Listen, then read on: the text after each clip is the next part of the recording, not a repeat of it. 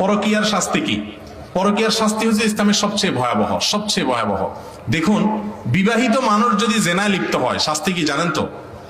ইসলামে যত দণ্ডবিধি আছে, যত শাস্তি আছে, এর ভিতরে সবচেয়ে মর্মান্তিক, সবচেয়ে মর্মন্তুদ, সবচেয়ে ভয়াবহ শাস্তি হলো পরকীয়ায় লিপ্ত হলে, অর্থাৎ বিবাহিত নারী পুরুষ জেনায় লিপ্ত হলে পাথর মেরে নির্মম ভাবে মৃত্যুদণ্ড কার্যকর করার কথা শরীয়ত বলে। কেন?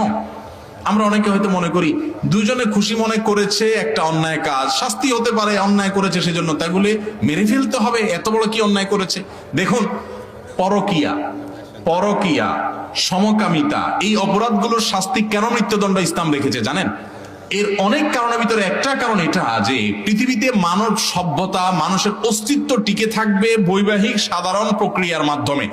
এই প্রক্রিয়া থেকে মানুষ যদি সরে যায়, অন্য প্রক্রিয়া যদি সমাজে আপনার বিস্তার লাভ করে, তখন মানব সভ্যতা হুমকির মধ্যে পড়বে। আমি একটা কথা বিভিন্ন জায়গায় ইদানিং বলছি, পৃথিবীর যে সমস্ত দেশগুলোতে পরকীয়াকে এলাও করে মানুষ, অর্থাৎ পরকীয়াকে কোনো দোষী কিছু মনে করে না, অথবা পরকীয়া সেখানে র্যান্ডমলি মানুষ করতে থাকে, সেরকম পশ্চিমা দেশগুলো, ইউরোপিয়ান দেশগুলো, উন্নত দেশগুলো, সে সমস্ত দেশগুলোতে মানুষের জন্মের হার কমতে কমতে এমন একটা ভয়ঙ্কর পর্যায়ে পৌঁছাইছে, এমন একটা পর্যায়ে চলে গেছে যে সেখানে এখন মানুষের শিশুর জন্মের হার আগের মতো নয়, শিশুর জন্মের হার ভয়াবহ কমে গেছে। কারণ ওই যে মানুষ বিবাহ করার প্রয়োজন মনে করে না, বিবাহ করলে বাচ্চা নিতে চায় না, আমার দেশে আস্তে আস্তে সেদিক চলে যাচ্ছে।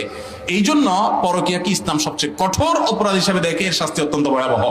এই জন্য বৈবাহিক সম্পর্ক আছে, আপনি পরকীয়া লিপ্ত হয়েছেন, আল্লাহর কারণে আপনি সবচেয়ে বড় আসামি।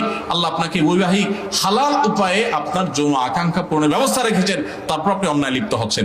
আমাদের সমাজে আজকাল নাটক সিনেমার মাধ্যমে পরকীয়াকে সহজীকরণ করা হচ্ছে, এটাকে স্বাভাবিক করা হচ্ছে, এটাকে মানুষ দোষী কিছু মনে করে না। ইন্ডিয়ান সিরিয়ালগুলো দেখে দেখে মানুষ পরকীয়া শিখছে। পুরুষরা মহিলাদের সাথে ইনবক্সে, মেসেঞ্জারে ইটিশ পিটিশ করছে, আপনি অন্য মহিলার দিকে তাকাচ্ছেন, সেটাও কি? সেটাও এক ধরনের আপনার বিবাহিত মানুষ হয়ে অন্যায় করার ক্ষেত্রে জঘন্য অন্যায়।